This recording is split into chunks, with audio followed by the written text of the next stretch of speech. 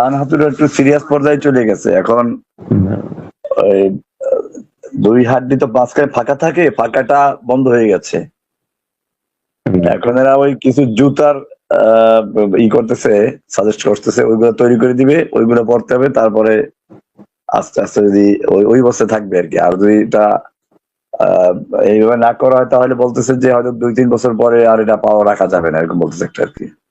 তাহলে এটা কি থেরাপি নাই এটার জন্য?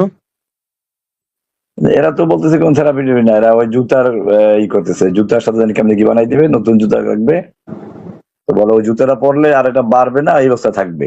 এটা আর ভালো করা কষ্ট আগের থেকেই ছিল, এর তো অনেক আগের থেকে এটা আস্তে আস্তে আস্তে আস্তে এই পর্যায়ে চলে আসছে। আমাকে ওই ভিতর থেকে এক ডাক্তার বলছিল যে এটা যদি শুরু থেকে চিকিৎসা করানো হয় তো এটা ভালো হয়ে যেত, কিন্তু যে অবস্থা যাচ্ছে কিন্তু পরে কিন্তু বড় ক্ষতি হয়ে যাবে।